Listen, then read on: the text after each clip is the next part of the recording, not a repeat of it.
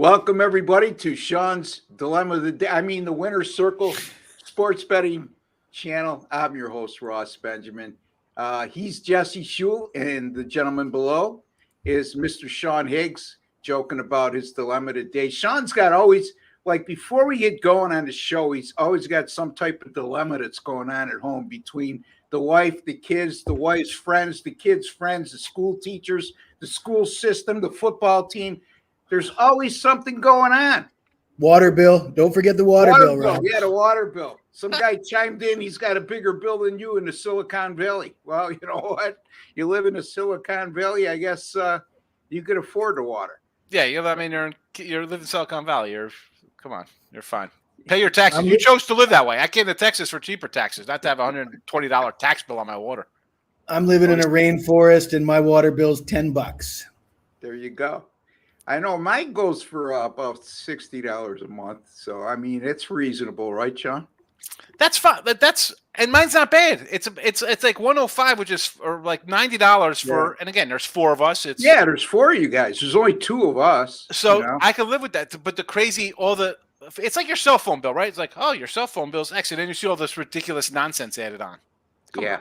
Tell me what it's like the hotel fees in Vegas. Oh, the rooms are $24, and then it's $109.87. What are you talking about? Oh, tax something fee. You got resort fees. Oh, well, resort fees. You want a refrigerator and a microwave on your room? $25. Oh, you want? Just tell me a cost. I just need a base cost. It's real simple. Tell me what it. Don't. I don't need to be nickel. Tell me what it costs. Jesse, how's everything in Thailand, man? A lot better. I don't have these issues.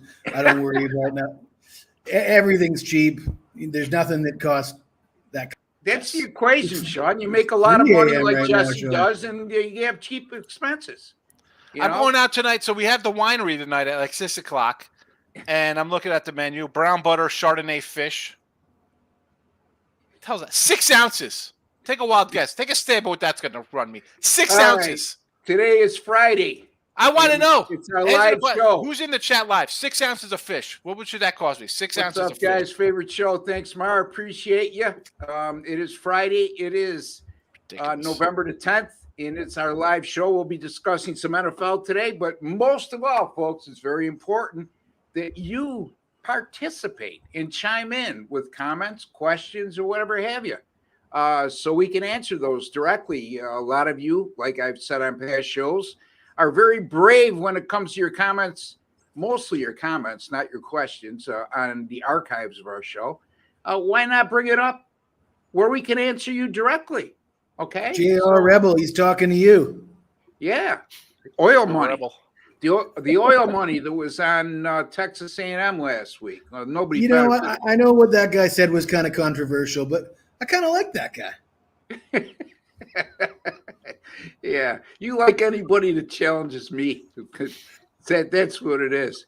And Jesse, someone on my show today told me to make sure Ross's blood pressure is down. They're worried about you.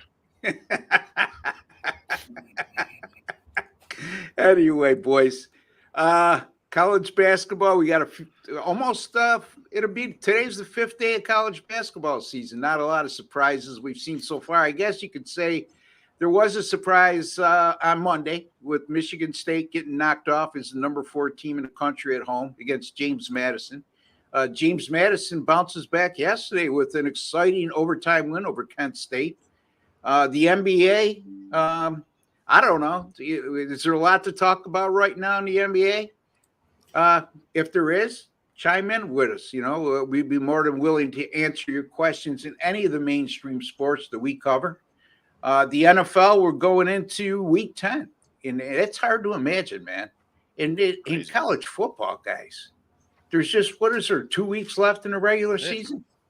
This week and next Saturday? That's and it. And then we get into the conference championship games, and then the Navy-Army game, and then the bowl season. College football goes so fast. Number one, it starts before the NFL, and number two, there's not as many weeks, right? So anyway, any thoughts, guys? NBA's, come on, stupid in-season tournament. 5 days into the year, 5 days into season, a tournament? What kind of crap is that? I hate the Go ahead, Mar. Let us know what you like.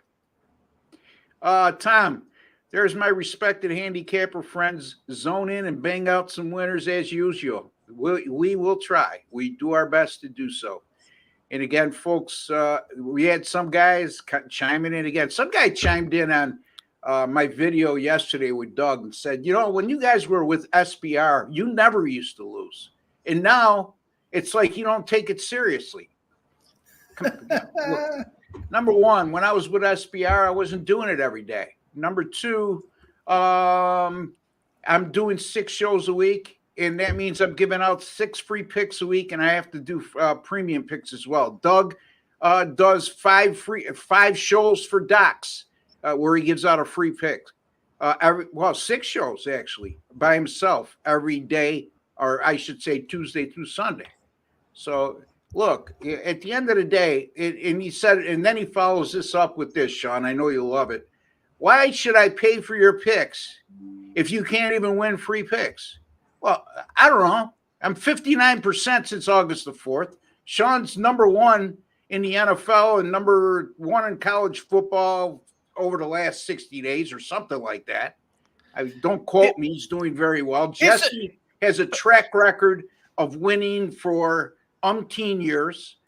That's why you pay for the free pay picks. So if you want to keep playing free picks, it's not that we don't want to win. I believe, Sean, we were on a 3-month roll here a couple months ago where we over 60%. The free picks could win. They could lose. The premiums could lose. Yeah. I mean, how many free picks a day I give out? I mean, I do your show, I do my show, I do Picks and Parlay shows. Sometimes I jump on with Jesse to do show. Whoever. I go on a bunch of shows. I would have, if I had and I try to keep track. I keep track of the midday money ones, and I try to, if I'm using a free pick, I try to dive into it, say, you know what, this is good enough for me to bet on. And a lot of times I end up using them because I do enough work on it to think it's a good enough play. Like, what, man? Again, that comment for that is, stick with the fake people on Instagram who never lose, as opposed to people come in here and say, we lost today, we move on. You have to be able to move on. We're not going to scream, we need a bad beat refund. Oh, the game is fixed. This is ridiculous. Yeah, and I can't take it anymore with that. The other guy who chimed in with me and Jesse and says, I hit about 65, 66%. I'm a little pissed off of myself because I don't play as much as I should. You know what, buddy? Please, come on. What'd you do? Go 2-1 over the last 3 weeks? In any event, Florida State, Mars says -14. A lot of love going to Miami because it's a rivalry. I tend to agree with you, Mar. I'm not going to use this on my premium side, but I did give it out as a free pick earlier this week, I believe, on the show with Jesse and Sean. Guys, any thoughts on the Miami, Florida, and Florida State matchup? For me, it's a good game to stay away from. I mean, Florida State's sort of got nothing to prove right now. Miami been all over the place. Still a little bit. I'm still a little bit scared that it's not easy money just betting against Miami. They're still a team that could make some noise if they might have one more game left in them this season. So I think it's a stay away game for me. Sean, any thoughts? You're a big Miami fan, but that never affects you in terms of picking games. This is my I think I just posted as my college football blowout selection on the Saturday. All right, so premium. Sean's got a premium paid pick, and Jesse, let me save him from giving the pick away, which he likes to do. If you want Sean's pick, he's been red hot over the last 60 days. You can get it right now at gamblersworld.net, where if you don't make a profit, you don't win on any single game, multi-game daily package, as well as subscription plans of 30 days or less. Whatever you paid for that specific package, whatever you took out of your pocket, not paid in credit, but took out of your pocket. If you make a $35 sale or a $35 purchase and you lose, we'll give you $35 back. Simple as that. All right. I have been pounding the JMU drum. They're a cashing machine. Haha. Well, yeah, I'm not sure if you're talking about college football or college basketball because right now they're 2-0 and cashed in both games. Who had them? Who thought they'd win? After that, you figure as a letdown spot because Kent State's a pretty tough MAC team and winning outright too. Forget about it. Yeah, and they were down like 7 with 5 minutes to go. They won it outright in overtime, to be fair. Good win but still, you're right, Sean. It looked to me like it would be a letdown spot. Yep. JMU is starting to get a little overvalued on the college football side. I believe this week their opening line, they've come down from 28 to 25 or something along those lines. They're starting to lay some pretty big numbers, and I don't believe they covered last week. I'm not positive, but I tend to remember them being a big favorite, not coming close to covering, but I might be wrong. Guys, you have any thoughts when it comes to JMU? I haven't been cashing in on them early in the season, and you can't be late to the party. So yeah, for guys that have been on them all year long, I mean, if you want to keep riding them, that's up to you. But if you haven't been on them, if you haven't been in on the winning streak early, then the last thing you want to do is be late to the party there. Yeah. Did you see that they had another Sean, they put in another appeal with the NC with the courts. Yeah, to try to get a bowl bid. I mean, I don't blame them. I don't understand. Maybe you want to give them like a year probation or whatever for whatever reason. I don't know why. I'm sure they pay to jump up. At this point, it's ridiculous. You got to wait a couple of years. It's just that's absolutely ridiculous. A year. I get a year. A year. You want to say a year? Fine. What is it? 3-4 years? What is this? Stop this. No, 2 years. You got after the second year, you can go to a bowl game. Or even in college basketball, you can't go to the college football. You got friends in the chat, Ross. Huh? You got friends in the chat. You're gonna like this guy. White Shark. What is this? White Shrek. Someone called me. So I was doing a show, like the Picks for Dave show with Dave, and somebody's like, White Shrek comes on, and he talks about it. Just the conversation goes into food and 80s nostalgia. So the fish is actually $37, Anthony. It's $37. Brown butter Chardonnay fish, 6-ounce fish, brown butter fennel Chardonnay herb sauce with glazed fennel and carrots. Pairs well with Vitality wine. What? Yeah. I have to order a double order of fish. 6 ounces of fish? Might as well give me a sardine out of a can. From they don't have steak, Sean. So if you want to get a hold of Sean on any of issues that he's disclosing with us, it's 1-800-COMPLAIN. 1-800 New York Strip. 10. Who eats 10 ounces? That's like an appetizer. Georgia, UTSA and over. Well, all right, let me rephrase that. Georgia, UTSA and over in the Hawaii game. Your thoughts, men? I like San Antonio. Yeah, they're playing well right now. Rice is one of those teams, though. They've played very competitive against some pretty good teams this year. I like Rice's team. Was Rice the team that gave? Didn't they announce that Daniels is going to play this week as well? I saw that line came right back down. It was 14, went up to like 15.5. Now it's right back down to 14. It leads me to believe Daniels is going to play. Yeah. And here's Georgia, my over Rice win ticket, 4.5. Georgia Ole Miss. I don't have a strong opinion on that game. Maybe Jesse does. I gave out Ole Miss on the show, and the reasons I gave were, Georgia's still hasn't had that. They haven't paid the consequences of having a bad game. They've had a few games where they sort of laid an egg, and they were, the Auburn game, they didn't look that great. Last week, good win, but it was a closer game than they would have anticipated. I still think that they could be upset here, and they're missing their sack leader and, of course, Brock Bowers. And Ole Miss is sort of coming on. What's his name? Junkins, the running back. He was banged up earlier in the year. He's healthy now and producing more. What about the whole Lane Kiffin thing there where the guy was like, he threw him off the team for mental health? Crap. That is a bunch of crap. For one thing, if you've got mental health issues and you're depressed, how do you have the wherewithal to have a recording device in your pocket when you go talk to your coach? Because that seems like somebody who's trying to set somebody up for a payday. It doesn't seem like a guy that's legitimately having problems. And problems or no problems, if you don't show up for work, you get fired. If you record something, you're hearing voices. So there you go. All right.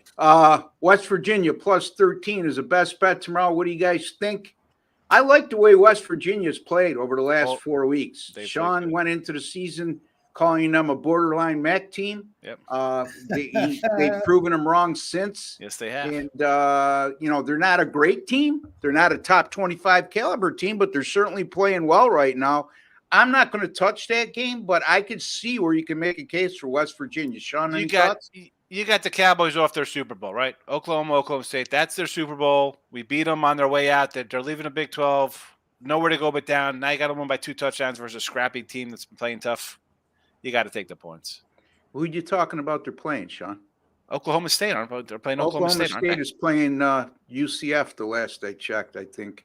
But I might be wrong. Was it? Oh, maybe I'm mistaken. They're playing Texas, I think. West Virginia. West Virginia's playing Oklahoma, I guess. Oklahoma, correct. Oh well, you're in the same spot. You have a team that's now lost 3 in a row. Where's their season? They're flatter than a pancake as well. Yeah, it's right. So that Oklahoma team's pretty banged up. A lot of and plus the fact that a lot of the wind has been taken out of their sails. They had, up until a few weeks ago, they were looking at national championships. You're gonna like this guy, Russ.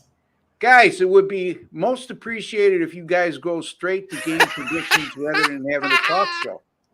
Alvin, I would suggest that you watch another show then, because that's not happening, or start a show yourself, because when you look at the subscription base we have and how it's grown over the last 6 months and the amount of views we get per show, Alvin, that speaks volumes. So I appreciate your feedback, and I get that you just want free picks, but there's a lot of free pick videos out there you could watch, 3-minute free pick videos. Exactly. And they're not going to make you any smarter than you were yesterday when it comes to sports betting. If you just so instead of that comment, he could have just mentioned the game that he wants us to pick for him. Yeah. And we would have done that, and then we would have saved everybody a lot of time. He wants us, I think he's referring to our shows that aren't live, for us, instead of having some banter and some handicapping talk in the world of sports, he wants us just to jump in.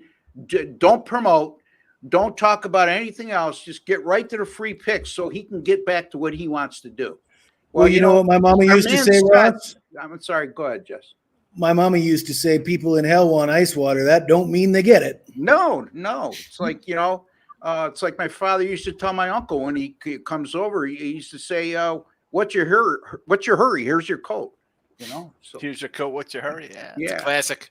That's a classic. All right. Come on. All right. Well, I'm glad you said that, Tom, and not me. Hey, Al, what's going on, my man? There's Al. Any smart-ass remarks toward me? Boy, I was worried about your blood pressure. El's a good guy, man. El's a good guy. He likes to chime in. Go find your chipmunks, Alvin. Yeah. Dan's Rants. There he is. How you doing, Dan? I hope everything's well, my friend. And go find your chipmunks, Alvin. So, all right. We can't make everybody happy, but, this is a format. This is what we're sticking with, folks. And it's especially long on a live show because we want you to ask us questions, and we want you to make some comments. And we hope, like in every show, and even more so on the live ones, is that we make you a smarter sports bettor today than yesterday. And in terms of my blood pressure, don't worry about my blood pressure. It's 123/80. Just went to the doctor last month, got a full checkup. And folks, the bottom line is this: it's just my style, okay? And don't forget, and we're not just giving out free picks and handicapping information. We want to keep you entertained as well. So that's my aspect of entertaining. That's the way I've lived my whole life. When I'm passionate about something, when I have an opinion on something, that's the way I express myself. Okay, so there you have it. It's nothing out of the ordinary. Duke's -5 versus Arizona. Duke -5 versus Arizona. Dukes are James Madison. Duke -5. No. I was going to say James Madison's become pretty overrated if they're laying points versus Arizona. Blue Devils. Yeah, that's going to be a really, really good game. I'm looking forward to seeing. I don't have a strong opinion on that one way or the other. If you gentlemen want to chime in, feel free to do so. Yeah, I mean, Duke's bringing everybody back, right? They got a bunch of returning starters and seniors, and Arizona's obviously quite highly ranked and talented as well. But it might take Arizona a few weeks to sort of find out who they are with newer players and transfers. Cameron Indoor is supposed to be a tough like the place to play. 5. I mean, Duke, that line was what, a 4 opener? It's gone up point and a half. And Ninja, where you been? I haven't seen Ninja in a while. He used to come into the shows. I lean Arizona there. I didn't bet it. I lean Arizona. At 5, I got to take it. I got this. I mean, if the total wasn't so high, I believe it's 152.5, 153. Yeah. I would even contemplate going over even at that number when you look at their offensive numbers and the pace they played at in their first game. But again, going over a total of 153 this early in the season just based on a one-game performance or past reputation isn't my style. But if you put the proverbial gun to my head, I would have the smallest of leans on going over that total. All right, Al, I watch more for the interaction. All right, to the business at hand, survivor poll, down to Steelers, Bengals, Ravens. Okay, anybody want to help Al out? Because he made it quite clear in his comment last week that you and Sean and Jesse have been instrumental in helping him out with the with his survivor poll. And I don't want I don't want him to I don't want to throw monkey wrench into the whole. I'm going to say Bengals. I'm going to say Bengals. I was going to say Steelers. I could see them losing. The Ravens, as much as I like the Ravens, it is a spot where the Browns could grab them. And Cincy would be my favorite, but even that's a tough spot. That line was a 7.5, 8. It's down to 6.5. Chase is out. You got a scrappy Texans team that might, this is all you got left. These 3. Yeah. I mean, it's got to be. I think Cincy would be the obvious because you're going against a rookie quarterback. But even that, I don't love. To crush the Steelers out. How the heck are you taking the Steelers laying points? I don't care how bad Green Bay is. Steelers get out-yarded, and both teams scored more than 20, 2 times this year or something? Ridiculous. Stay away. Hey, I want to say something about Dan here. I want to give props to Dan. We've been on the show for 22 minutes already, and he hasn't even mentioned last week's pick in Arkansas, giving himself credit for, we got pretty deep into that Arkansas-Florida game, and Dan was right.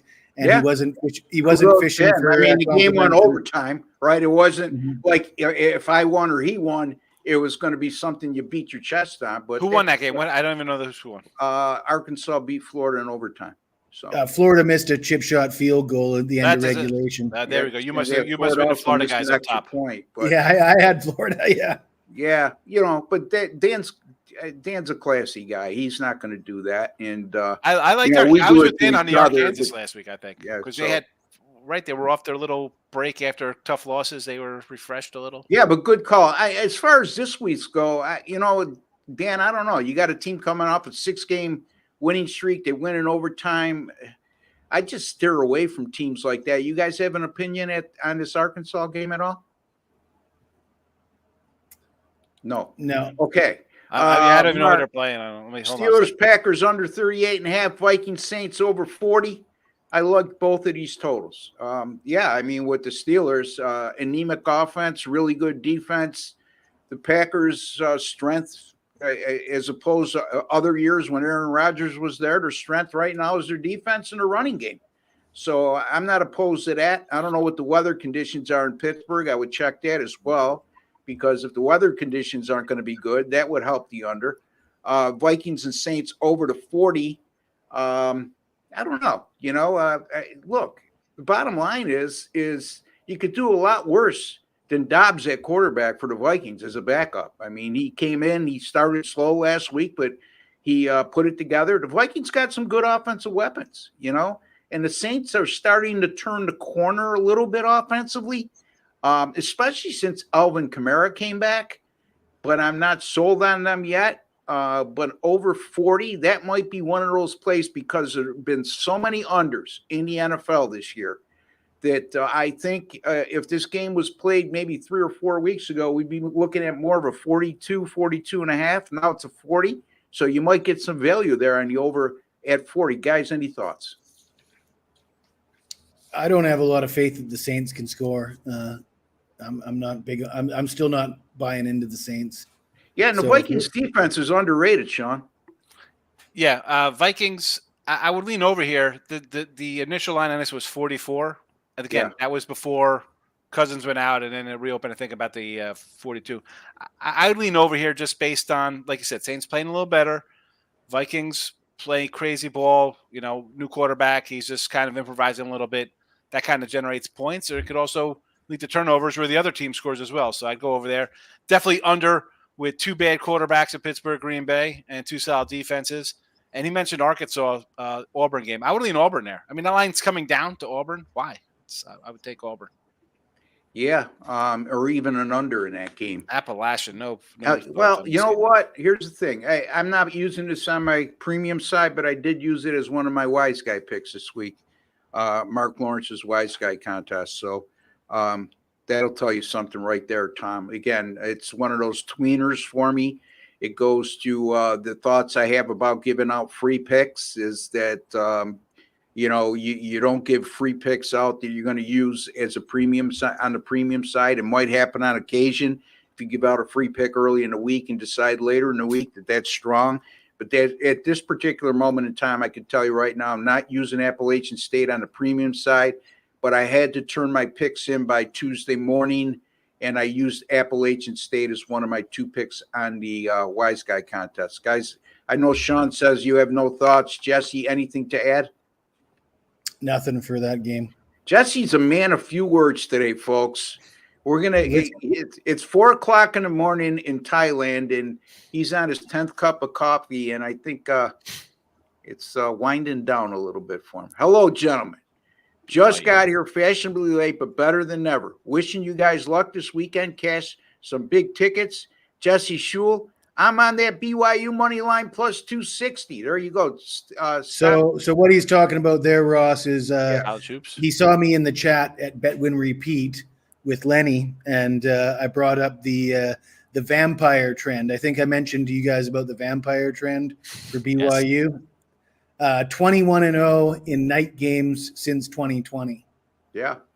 I have a lean toward taking the points in that game. I know BYU has not looked very good at all lately.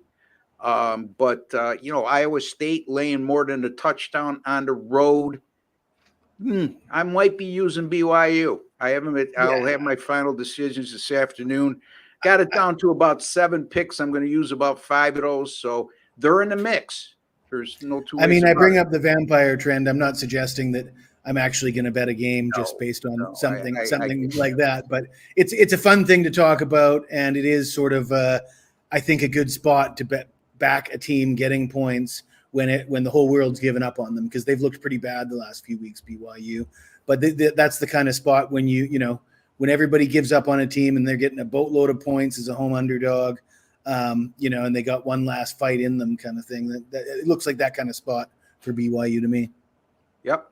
Arkansas upset pick at 3.5 last week. I will take another 3.5 dog. Texas Tech wins at Kansas. I agree, Dan. I am on board with you there. That may be a premium pick for me. But I think Sean doesn't like that pick, but go ahead, guys. Everybody's on Kansas. The line is not moving. Crazy. Yeah. Jesse, I know you don't agree with it. No, I think Texas Tech's looking good. They do look good, and I like the way their quarterback's playing. I just think part of the reason why people like Texas Tech is historically Texas Tech has had Kansas's number. Historically, Kansas hasn't been a football school. Historically, Kansas isn't 7-2 at this point in the season, and people just don't want to believe in Kansas. And I'm steadfast and firm in my belief that this Kansas team is making noise, not just because they're lucky, but because they have a good coach, a solid group of players, and a good game plan, and they run some interesting schemes on offense. And as much as Texas Tech is playing better, and they're coming off of a fairly close win over TCU, I think Kansas is a hell of a lot better than TCU at this point in time, and they're at home. So, it's not that I love Kansas. It's just I'm not inclined to just Yeah, fade you're them right. for the sake of it. Leopold came aboard, Kansas has made steady strides and certainly coming well into fruition this year. And, you can't go by past Kansas results like somebody did last week when Leopold wasn't there and when Brock Purdy was a coach at Iowa State. But we won't mention names. Anyway, let's get to our free picks, okay, in the NFL. And we're going to start with Jesse, the Lions and the Chargers, a real intriguing matchup, Jesse. That game kicks off at 4:05 p.m. Eastern time at SoFi Stadium in LA. Detroit right now is a 3-point favorite, and the total in this game is 48.5. Yeah, I mean, everybody loves Detroit by the sounds of it, and why not? They're 6-2. They're coming off a bye week. I mean, this looks at first glance like a good spot to back Detroit. They look like the better team, but I'm not sure a bye week is as much of a positive when you're on a roll. Everything's going well, and then you get the bye week, and maybe you lose a little bit of momentum. And speaking of momentum, it seems like the Chargers are starting to pick up some momentum. And if you look at their depth chart, they're fully healthy on both sides of the ball. Of course, Mike Williams is on injured reserve. He's a Jesse, question. And I don't mean to interrupt, but is Joshua Palmer going to play this week? He did not play last week. Another wide receiver for the Chiefs. I mean, I looked at their depth chart and I saw no injuries to the starters. Okay. So. All right, just wanted because they'll jump all over us. So I'm just. I would say if he isn't going to play, then he's probably out for several. Well, he didn't play last week. That's why. You know what I mean? Play last Monday night, so that's why I brought it up. Anyway, go ahead, sir. So yeah, I mean, I think it's kind of a spot where Detroit comes in a little bit too cocky, liking their own smell. Big public team at the moment. Road game, other side of the country. Chargers, like I said, they've underachieved all year because on paper the Chargers should be one of the best teams in the NFL. And I'm not going to put that label on them right now, but home game, catching 3 points. I think this is a good spot to sell high on the Detroit Lions, but I also like the total here.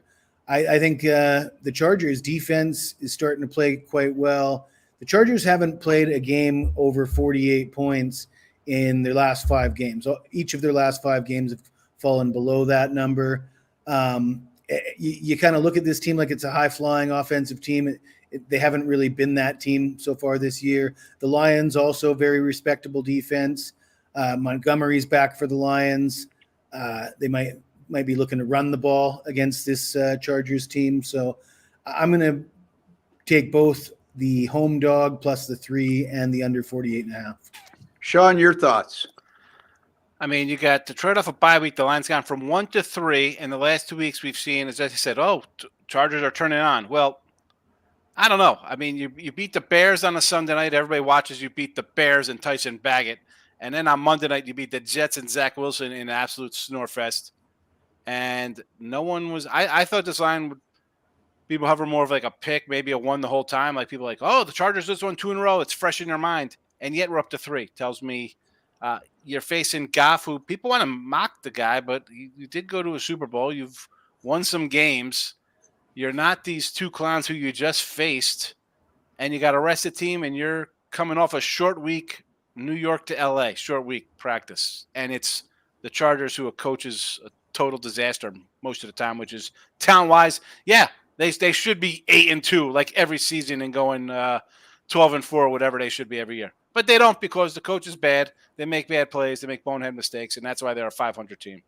And Joshua Palmer has been placed on IR. He's out at least 4 games. His first of those was last week. So in Jesse's defense, he said if he's out, he's going to be out for a while, and that's exactly what it is. So, again, they're playing without 2 of their top 3 receivers, but their receiving core is pretty deep, and they have been better defensively. Detroit is a very underrated defensive team. I think we get too much caught up with what they're doing offensively, and rightfully so. But you look, I mean, other than the Baltimore game where they got torched, they gave up 14 against Vegas. They give up 6 to Tampa Bay, 24 Carolina, 20 against Green Bay, 6 against Atlanta. So, I mean, they're playing really good defense, and they're extremely tough to run the ball on. So the Chargers are really going to have to do a better job of protecting the passer in this game because Detroit's got a very formidable pass rush. They stop the run. Specifically speaking, let me look at what they're doing. Against the run, Detroit's given up 77 yards a game on the ground. Now, some of that could be attributed to they had some pretty big leads in some of these games. But from what I witnessed, when you're holding I've witnessed it, when the games were still up there for the taking or close games, they've been very good against the run. And no matter how you cut it, if you're allowing less than 4 yards a carry, you're stopping the run and doing it very well. Jesse, tell the folks a little bit about what you may have be coming up this weekend and any streaks you would like to share. All right. Well, it's been a rough few weeks for me for sure. But I'm coming off back-to-back winning days with all the picks. And I mentioned on Wednesday's show, 55% winners in college hoops over the last decade, dating back to 2013. Today, I do have a 5-star game of the week on college hoops, and it's a short favorite that I've elected to take on the money line. And I posted on Twitter because I thought to myself, I know it's controversial sometimes to take a basketball or a football game on the money line, even if it's in the 125, 130 area. Some people say it's not sharp to do that. So I wanted to check my numbers. How do I fare with such plays? And going all the way back to 2014, my college basketball money line plays, a total of 388 games, 65% winners, for a profit of 55 dimes. So clearly the numbers indicate that it's in my best interest when I'm looking at short favorites to look at the money line if it's affordable to do so. 100%, Jesse. 100%, man. I mean, I'm 30-10 with my NBA money line picks, and most of the majority of those are favorites of 135 or less. So if you're 65%, and you're up 55 units with that amount of plays, it's not like you're laying big numbers either. Okay. So, no, 100, I agree with you 100%. Anything else? I didn't mean to cut you off, but anything else? Yeah, no, that's about it. Like I said, I do have a big play in tonight's college basketball, and it is a short favorite on the money line. And those numbers are sort of propping up my decision to play the game that way. And, aside from that, I'll be looking to do that moving forward, especially I find during the tournament as well. In the tournaments, all these games decided last-minute buzzer beaters. The last thing I want is to have a 2 or a 2.5 point favorite in college basketball. Right. I agree. I mean, it's I don't know who would say that's not sharp. It is sharp. I mean, I've had site owners threaten to fire me over it. So, well, here's the thing. I mean, in my case, I don't lay over 135, sometimes 138 in that range. When I say that, a little bit of leeway, there's an exception to every rule. But the bottom line is we don't hesitate to lay $1.35 in baseball. Why is it not sharp to do it in basketball? Come on. I mean, yeah, people will tell you the chance of it landing on 1 or 2 are right. The probability is low, okay? But if a line is -1.5, -2, -2.5, I think the odds makers are projecting it's going to be a pretty damn close game, And here's the thing. All it takes is one time for you to win at laying the money line where you would have lost otherwise, and do the math, okay, over a course of 20 times. Now, there's going to be times, when I say 20 times, I'm talking about the times that you would have won compared to losing. And there's also going to be, you would have lost anyway, you would have won anyway if you use the point spread, correct? So you got to look at those in-between spots. All right, Torque, glad I can catch another live breakdown with Torque. Thank you, and thank you for joining us, and we appreciate you, my man. MCDC, not sure. I know AC/DC, one of my favorite bands. I'm not sure what MCDC is. Jesse, help me out. Jeez, I just don't know. MCDC. Grizzle, help us out a little bit, and what's your reference to that? Who will gamble more in G? I don't know who G is. Anybody know the lingo here? Nope. Yeah, L, you got to be a little more clear. Oh, Staley or Campbell. Who will gamble more in the game? Staley or Campbell taking shots with their fourth down, going for it. So it's definitely yeah. could be Campbell probably. Yeah. Well, I mean, Staley has done it numerous times. He's gotten away with murder at times. He's also cost them a couple games, and not so much this year, but in past years. Stuart Williams, does anyone in the group condone money line parlay of 6 outcomes? I never condone any parlay, Stuart. But, I mean, maybe the guys have other thoughts, because, look, here's the thing. You got to be right 6 times. If the bookie beats you once of 6 games, you lose. So, like Sean always says, where do I sign up to go 5-1 and lose money? Sean, your take. Yeah. Best way to go 5-1, put in that 16 parlay. Stuart, I get it. I understand. See, I'm going to just do a bunch of favorites, 700, 400s, whatever, big money lines. It's easier that way. They should win. Yeah, they should win. And all of a sudden you get Michigan State killing your parlay for whatever. And then you're like, I can't believe as a 16-point favorite, So if you're going to try to win 6 games, why wouldn't you take again, we talk about laying 130 on a -2. Why not take the plus 115 dogs in that spot and try to go 5-0 with dogs in close money line games instead of the favorites? Yeah, if you're going to throw a dart, go big, go really big. Or when you're saying solid numbers, be more specific with this. So that was for Jesse's probably rundown when he was talking his numbers. Oh, okay, yes, okay, very good. That's what I'm guessing. Tort, thanks, man. We appreciate you, buddy.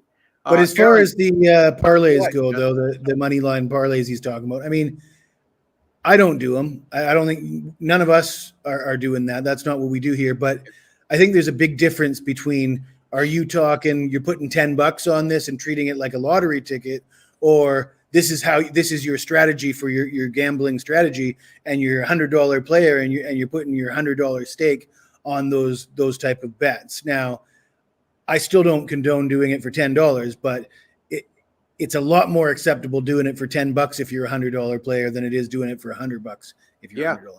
You got better odds than winning the lottery, that's for sure. But still, it's not something we suggest. The term we like to use is flyer. So if you're going to do like a $10 flyer and you have a $200 bankroll for the day, I'm just being hypothetical with you guys. I guess it's okay. But again, there's smarter ways to bet. Guys, I'm new to betting. I'm from Ohio. I've had quite a bit of luck, and I appreciate the info I get from this channel. It has been a lot of fun. Well, Aaron, we appreciate you, and thank you very much. And I'm glad you're having some luck, Aaron, because you know what? It's better to be lucky than good sometime. Yes. 0-0. I think Sean fell off his chair. I had to run, so I got my delivery. Wine country. Oh, goodness. And again, we revert back to Sean's dilemma of the day, Tom. That's it. That's been going on since Tuesday, by the way. It's Friday. Yes, he is okay. I'm okay, Tom. You can't stop me. And we could put him on injured reserve. His mouth still will work, There we go. So. Ross always taking shots at me. Yeah. Well, like it's not the other way around. Anyway, all right, let's get to your pick, Mr. Higgs. The Titans and the Bucks. The Bucks are a 1-point favorite. The total in this game is 39. Where are you going? So, again, I'm a Tampa, right? Hoping for a 10-1 ticket here. I don't know. I'm a little worried here with them in the South. The coach has finally reared his ugly head, and the team is collapsing. I'm going Tennessee. I'll take the Titans here. I got extra rest. I got maybe a little pep in the step with Will Levis coming in and playing, better than what they've been getting out of their quarterback play. I still have Henry. I won right off we talked about Campbell and Staley here in LA. I'll take anybody over Tampa Bay. Another bad coach, Tampa Bay coach, Cowboy coach. Denver coach, just bad. And I like Bowles. I think he's a great coordinator. Some guys just do not go well into coaching. Better coach. Sean Payton is a bad coach. Payton's a bad coach. He's a bad coach. Sean Payton's a bad. Sean Payton. Let's be honest. Drew Brees won him. He's done nothing. He's not a good coach. He's not a good coach. So I have a better coach. I got a better defense. I know better skill kind of guys. And Henry's on the other side of the hill, and I do like Baker, and he's got good players around him. But in this spot here, I have extra rest, and I'm taking as dumb as that sounds with bye week stuff. It really matters at this time of year. I mean, these guys get slaughtered every week. You get a little time to prepare. Helps out again. Young rookie quarterback, more time with the coaching staff, more time with the players, learning things. Give me Tennessee as a small dog. I know they lost something like 8 in a row on the road. I don't care. Tennessee for me. All right, Tennessee +1. I agree with you, Sean. I think the decision to go with Will Levis is the pronunciation of his name, and we want to make that clear because he's the Gene guy. Yeah, well, I'm only saying that not to pick on you this time because I do plenty of that. But, some other guy corrected me on it's Caleb, not Caleb Williams. And, it's Arkansas. Yeah. It's Euclid. How does that factor? Levi's. Picking a winner anyway. All right, well, we'll do our best. It's never with any disrespect if we mispronounce one of the kids' names or an NFL player's name. At least I have the excuse that I'm Canadian. It's my foreign accent, right? My excuse is that I'm not friends with the guy, so I don't have to pronounce his name. I don't care if I say it wrong. Yeah, there you go. I don't care about his name. I care about the number. That's right, buddy. Exactly right. My feelings. I agree with you, Sean. There's a scoop. Jesse, Will Levis named the starting quarterback for the rest of the year. Does that stability in the decision make a difference or not? I could tell you that my personal opinion, I think it is. I think it's proven you can't go deep with Tannehill anymore. And also the fact that, you drafted this kid number 1. This is, to me, telling me the front office is saying, look, even if we happen to get a wild card, even if we happen to make a run at the division that's wide open right now. Well, it's not really wide open because Jacksonville's got a comfortable lead. Even if we got a wild card, we get hot down the stretch. Is this team good enough to win a Super Bowl? No. Are we going to be much worse with a rookie quarterback, what we saw in the first 2 games that he started, as opposed to Tannehill? Probably not. But Jesse, it doesn't matter what I think. What do you think?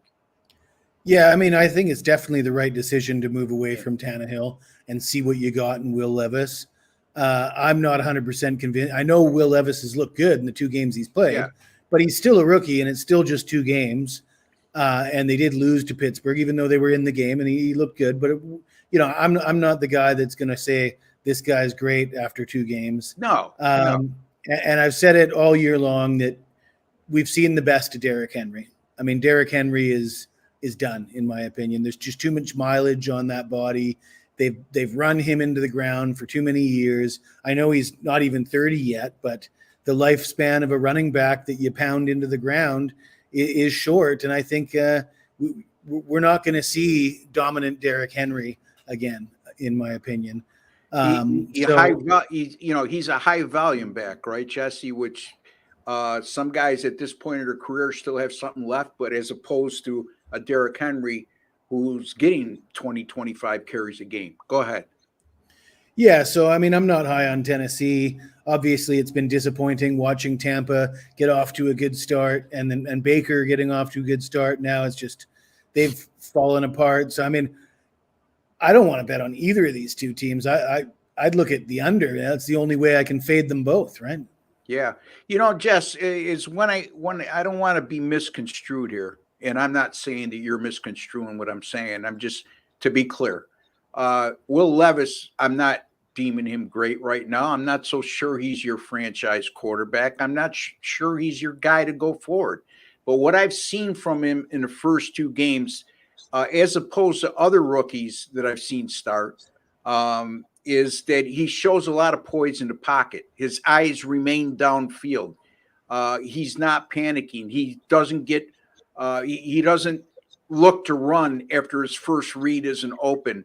When he throws off his back foot, when he's being pressured, there's a lot of zip on the ball. He's accurate. He's not making stupid decisions. Now, it's only 2 starts, but to me, when you judge that against other guys in similar situations over the years, he shows promise to me. Is that fair? You know what I'm saying? So, yeah, I mean, I agree. And I think, like I said, I think they're doing the right thing, seeing what they have with him. He certainly looks better than Bryce Young after 2 starts than Bryce Young's looked all year. I was really not high on Bryce Young coming into that. That being said, I've been pretty pessimistic about all the rookie quarterbacks. But the kid from Houston, C.J. Stroud, he's surprising me because I wasn't high on him either. Park, man, you know. Yeah, I know. I'm still looking for a good. I still think that Houston is a great team to sell high because they're starting to get a ton of love. The public's starting to really fall in love with C.J. Stroud and Houston, and I think reality check time might be coming for that team. Yeah, they're not getting a lot of love this week, though. I mean, they're going to Cincinnati. Everybody saw Cincinnati on national television beat Buffalo, not in convincing fashion, but they were the better team in the matchup, right? Against supposedly 2 teams are the elite of the AFC. One of the 2 teams, or 2 of the teams that are considered elite. Maybe not Buffalo anymore, but Cincinnati definitely the way they're coming on. But having said that, they are getting love this week. I take that back, Jesse. Cincy opens as an 8.5-point favorite, and they're down to 6.5 against Cincy. I think Chase is out due to the questionable, isn't he? Is he actually out or just questionable? Who's that? I mean, 2 points tells me Jamar Chase. Out. Yeah, I would say that he probably is not going to play. Based on, I can't believe that's a 2-point sharp move. I got to believe that's in line with Chase. But you know what? Cincinnati's really deep at the wide receiver position. Now, is missing a Jamar Chase and the caliber receiver he is going to hurt them? Absolutely. But they still, I mean, it's not like they're playing Kansas City. It's not like they're playing the Dallas right now or the Philadelphia Eagles, So we'll see. In any event. All right. So, Jesse, tell the folks, you already told them what you got coming up this week. Sean hasn't. So, Sean is going to tell the folks how he's been doing of late, which is very well, and what he may have coming up. Yeah, pretty good coming into the weekend here. I think I was, again, I throw probably more games than others, so I might be a little better money-wise than other people, but I was, I think, number 1 in NBA and college, and hockey had a big hockey win last night. College basketball again, bumpy to start. It's all right. NFL, I think I was number 3 coming into the weekend. So, again, I have games up for tomorrow. I got a high noon 3-pack up of early action. I have a couple other games on Saturday of college football. NFL is up, and I'll be adding college basketball. Usually I do those at night. I try to get a 3-pack up early, or, overnight for the next day. But you'll get a bunch of college hoops.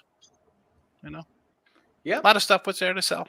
It's right there. Just get the leaderboard's there, folks. You see us every day. You know how we are. GamblersWorld.net. You'll see it. And let me be specific with you in terms of what the leaderboard is saying right now, because Sean is up there. He's correct. He's number 2 in the last 30 days with a record of 83-58, which is just shy of 59%. And $100 per unit players are up $5,482. And also Sean is number 3 over the last 60 days. And with a record of 148 and 131, that's just 53%. But some of those plays are baseball, and Sean loves his underdogs in baseball. So it's a perfect example why you can't get caught up with win percentage. With that 53% over 279 picks in the last 60 days, Sean has made $4,354.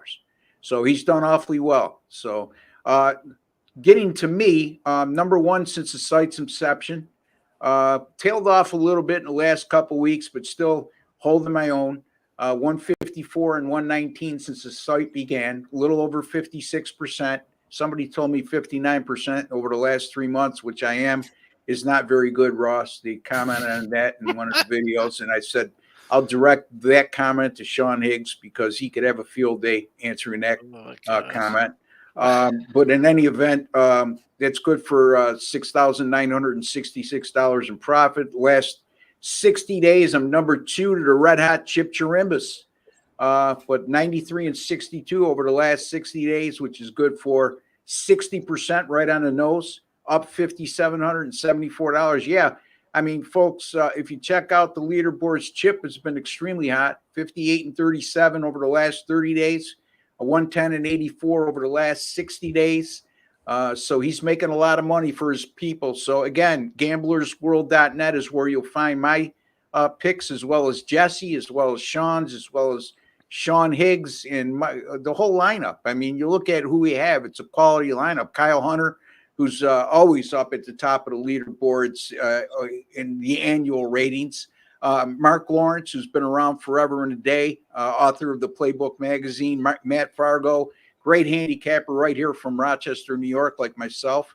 Oskheim Sports, Jeff Keim does a great job. Paul Bovey, a real live wise guy. Rob Vinceletti, who's been around on all the good sites, and is also, if you look at his overall track record as a winning handicapper, and then, of course, us three. So, again, gamblersworld.net, we guarantee all our picks. If you don't win, you don't make a profit, we will credit back your account the exact amount of your purchase price on the specific package in which you invested. So there you have it. Also, in terms of myself, let me get to my records here. NFL on a, 28 and 17 run, something along those lines since week 2, 26 and 17. I'm sorry, good for 61%. College football is still hovering around 59% since this December 2nd of last year.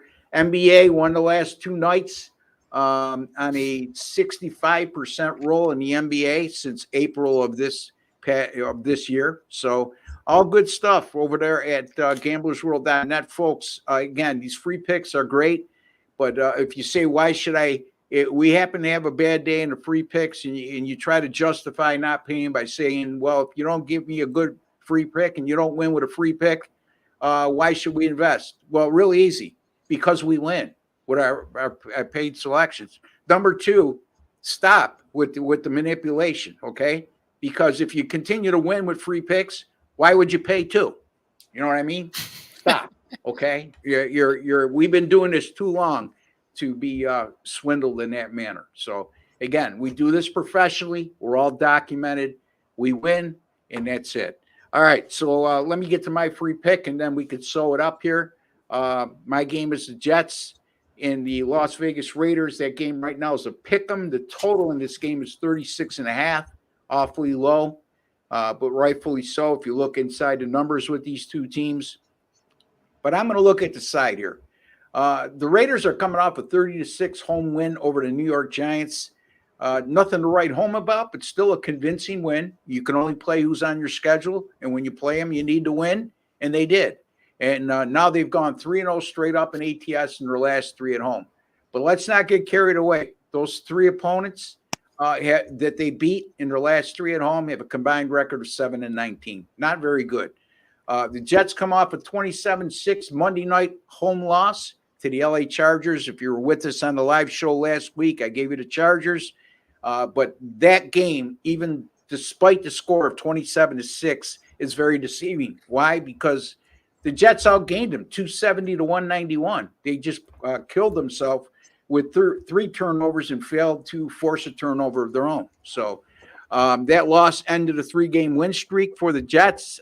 This is a Jets team that's won their last 2 on the road. And matter of fact, the Jets, talk about a tough schedule, guys.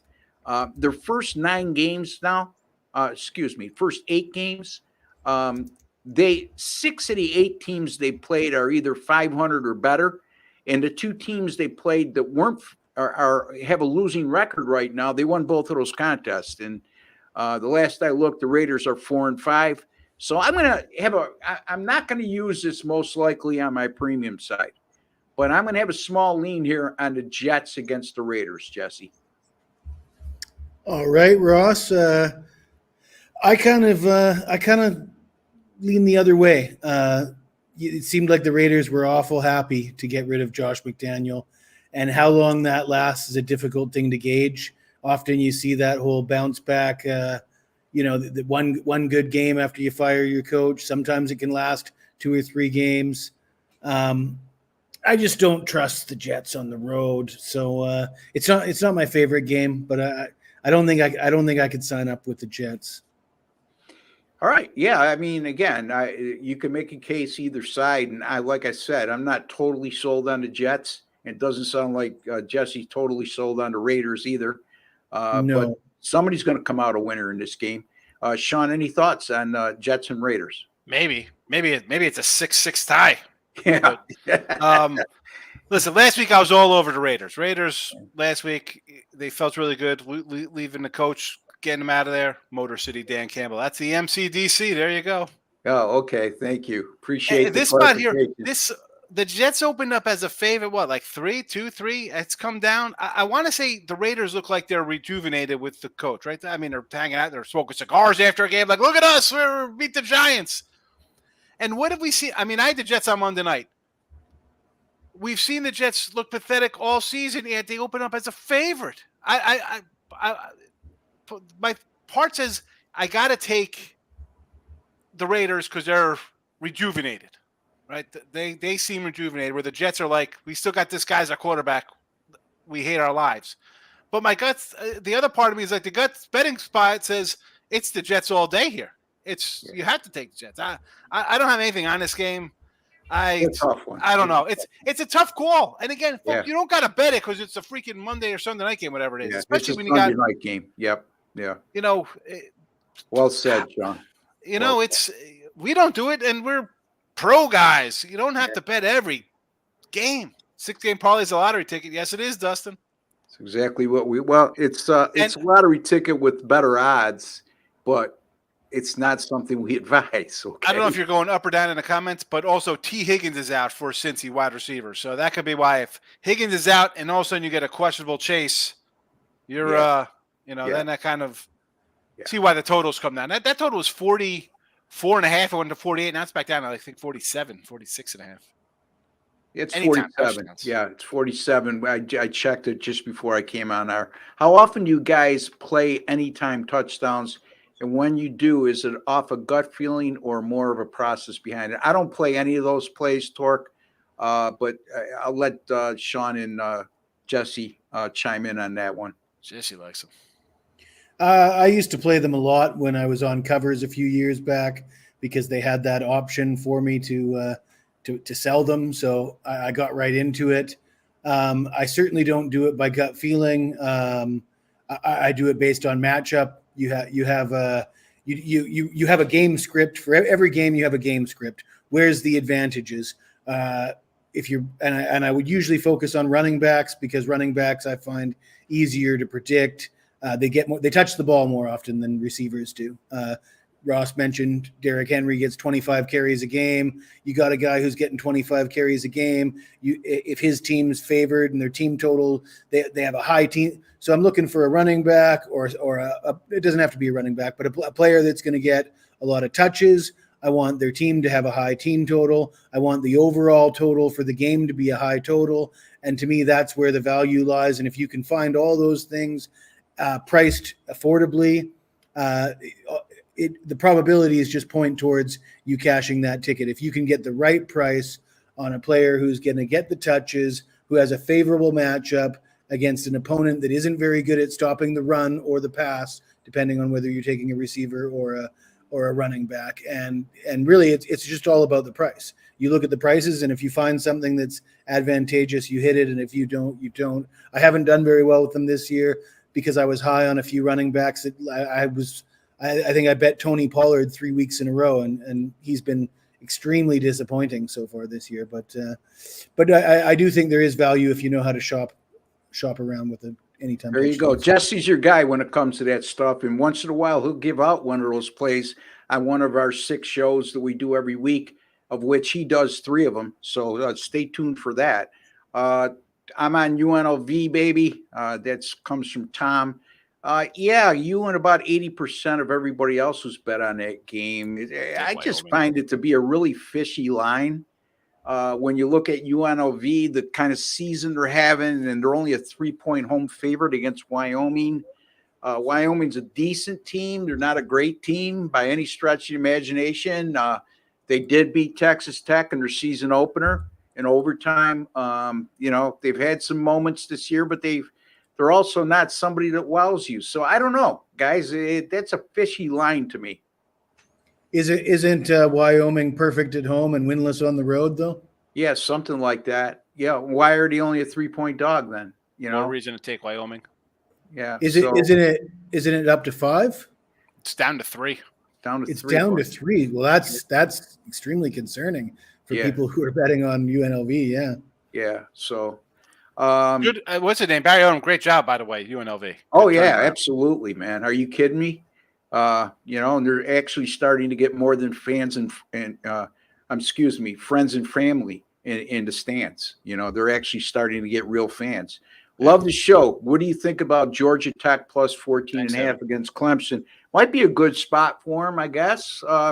Georgia Tech's like one of those teams. They lost to Bowling Green earlier this year. They beat Miami in that debacle, I should say, where Miami just threw the game away by fumbling with less than a minute to go. They got the same record as Clemson. Yeah, both 5-4. They could score. They could definitely score points. I think, if I'm not mistaken, the total in this game is in the mid-40s. I would lean more toward going over the total in this game because Georgia Tech doesn't stop anybody. Clemson's defense is still pretty good, but Georgia Tech has shown the ability to score on anybody this year. So if I was going to do anything in that game, I would lean more toward the total than I would the side. Jesse, any thoughts? I mean, potential letdown spot for Clemson. Yeah. I could see why. I could see why you'd want to take Georgia Tech, but I can't do it myself. Sean, any further thoughts on that? Yeah. Well, I did under last week with Clemson think it would be a defensive kind of battle. So I do think they have a defense. I do want to lean a little. I didn't take Georgia Tech. 14.5 to me screams you got to take Clemson to win this game. Yeah. 31 to 13 or something, like covering a number. Yep. I know this is absurd to say, but I think Georgia Tech presents a lot more difficulty game plan wise from an offensive standpoint than Notre Dame, who's to me a little more predictable. They have the better talent, but in terms of diversity in the offense, I think Georgia Tech presents more problems. And Jesse brings up a good point. I mean, coming off that Notre Dame game, you don't know what you're going to get from Clemson. Big fan of the show. I appreciate the content. Thank you, David. We appreciate you. This is what Sean was referring to, T. Higgins being out. So, yes, now it really makes sense in that regard. Again, folks, I don't get real caught up with it because it's all built into the line. As we could see, 8.5 to 6.5. That's where that's going, and that's why. What's that, Sean? Bucks? What? I tried telling you Bulls in Tampa is trash. Glad you finally agreed. Well, here's the thing. Sean put up a ticket for 10-1 before the season knows. started. We were doing a show in the summer, and it was wait. Correct me if I'm wrong. Is anybody a front runner in this division right now that's a clear-cut favorite? Oh no, there's no. I guess you think maybe the Saints dead yet? You could win this division with a 7-10 record the way it's going right now. Yeah, but the way they're playing right now, I mean, they're 2 back in New Orleans. It's the way they're playing right now. They might not win another game all year. Right. I'm not saying that I believe that, but if they continue to play the way they've been playing, I mean, listen. At this point, if I'm getting Taylor Heineke, I'm taking Atlanta to win the division right now. Although he let me down last week, but Tampa was good for a month. That was tough luck though, because if the quarterback didn't get injured and Josh Dobbs didn't come in, you would have been fine. It's time to start looking for teams who need a win to make a bowl versus teams that are dead for college football. Last 2 weeks, I can't do that. I agree to a point, Dan. And what I say by that is, like when we were talking last week, I forget who I went against, and we were talking about, well, if they win out, they're going to win it. They're going to make a bowl game. But it's like the team had higher aspirations South Carolina. Yeah, South Carolina. I mean, I took Jacksonville State in that game. I used them on the premium side. And the bottom line is, okay, South Carolina needs to win out to get to a bowl game. But I don't think they went into the season thinking they were going to be 2-6 at this time.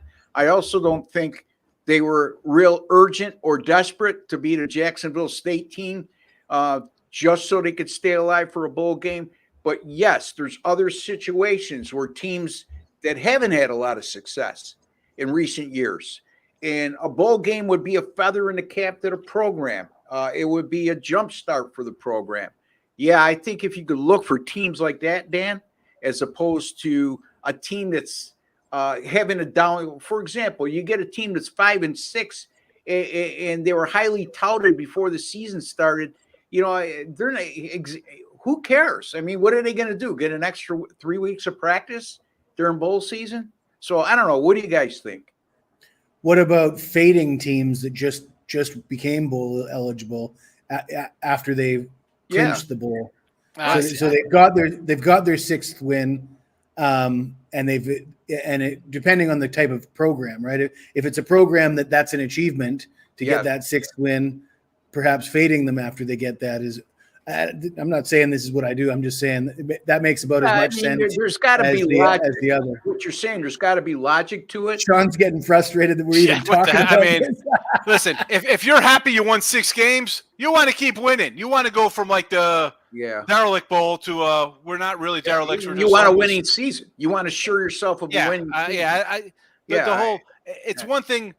Listen, Clemson was at a spot where they were if they didn't show up for Notre Dame, you knew that they were just done for the year. And Dabo, he'd be having serious questions. They'd be like, well, they better not start slow next year, you know? Yeah. But other teams, I can't say, it's a fade spot off a win, or they got, Michigan, Penn State. I mean, whoever loses here, do you look at them in a flat spot the next week? Possibly. You think like, oh boy, they're off of because to me, whoever loses that game still has an outside chance of being in the playoff. But here you go. You're playing Maryland and Rutgers. You're going to be big faves in that game. Are you going to be able to cover those games? Right. But, Rutgers was right there at home versus Ohio State. Now you got a Penn State team that could be off a loss or maybe a huge win. Yeah. That's what I'm looking for. Under 27.5 in the Rutgers and Iowa game this week, Sean? I like Rutgers. I like Rutgers as well. I gave him out as a free pick on yesterday's show. Thanks for the info. I probably will pull back on the UNLV game. And if I do play it, it will only be for, let's say, a half a unit. Good idea. Here's the thing, Tommy. And this is and Tommy's been on my show. I know Jesse knows him too.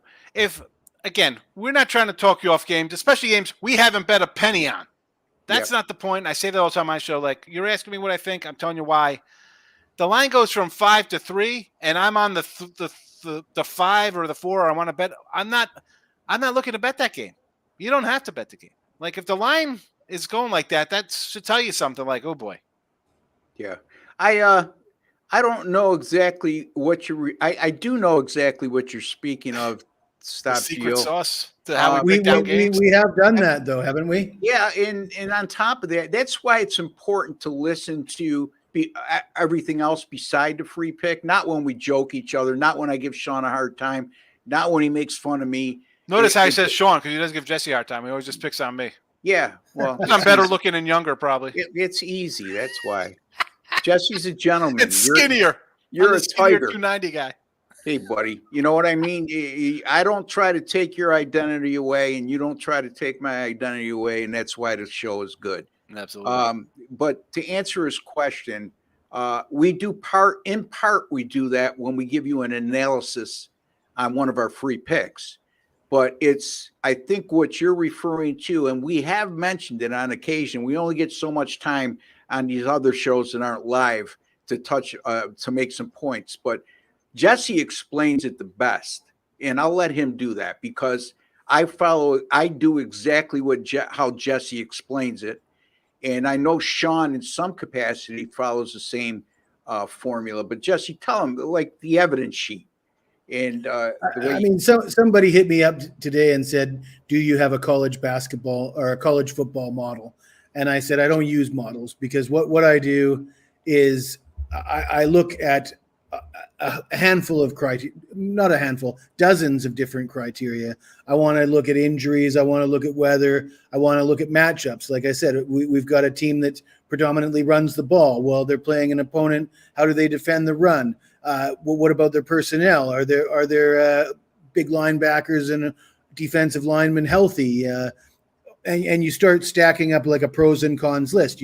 Let's say you take a piece of loose leaf and you split a line down the middle, pros, cons, what's in favor of this team, what's in favor of that team. And at the end, you've got a list of information.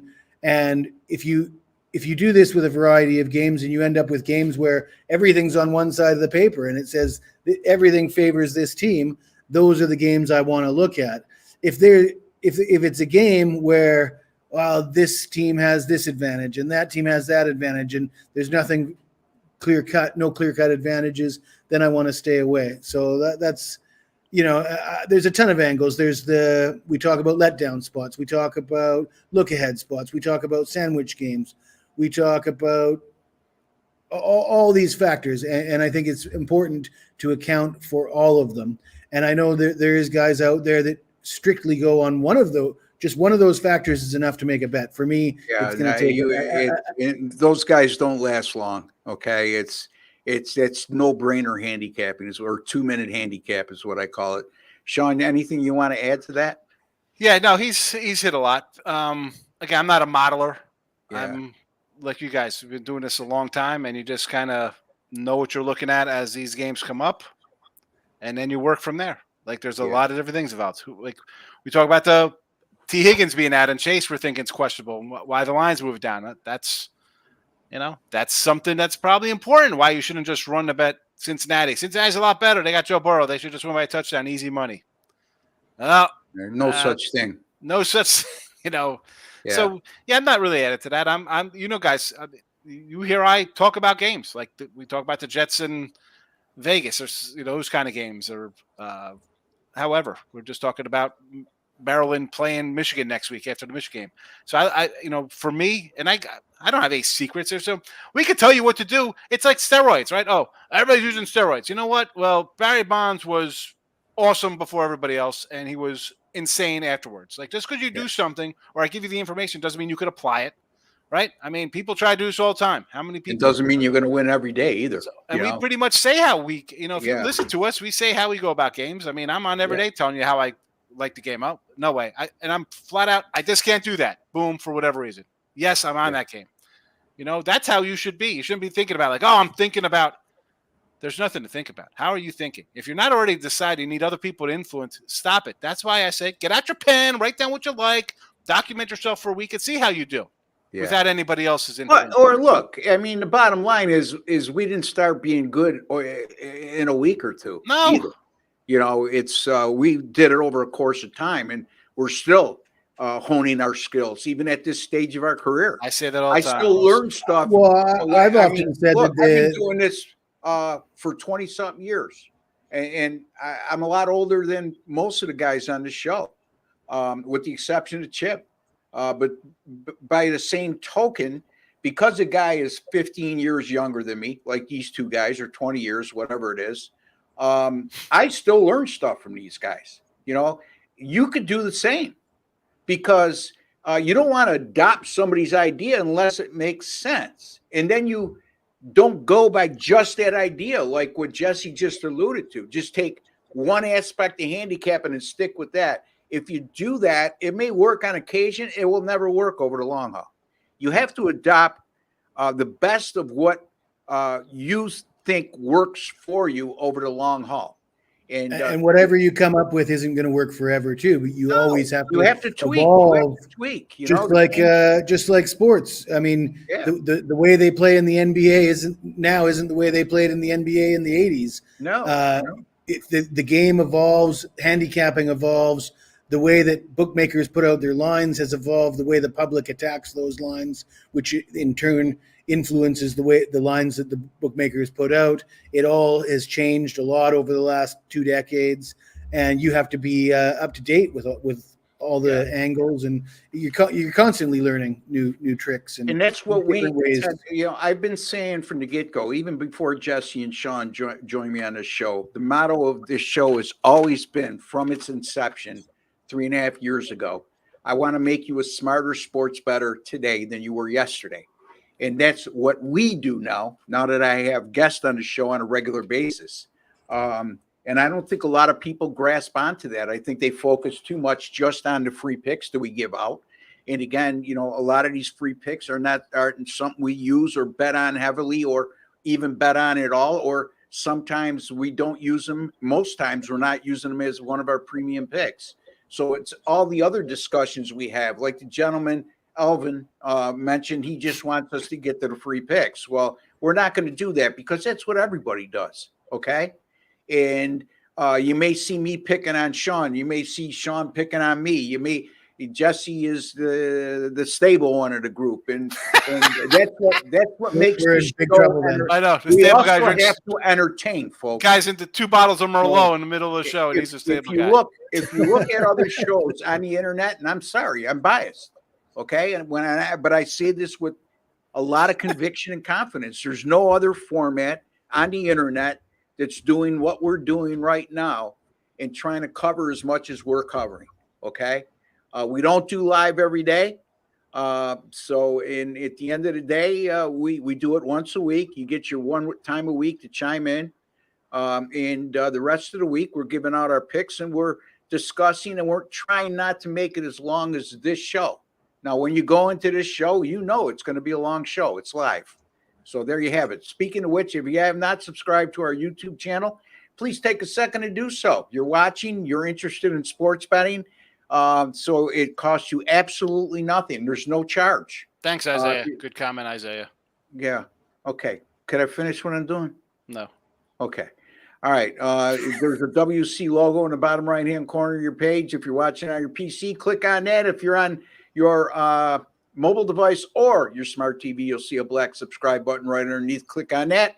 That'll get you subscribed, and then take one step further, folks. And this goes for if you've already subscribed already and you haven't done this, go into your YouTube settings, click on that alert notification bell for the Winner Circle Sports Betting channel, and you'll be notified immediately upon us posting any of our picks or our podcasts, excuse me. I'm here for the wisdom, not the picks. These picks are just a benefit of analysis. They have something to compare with. There you go. And that's the way to take it away from.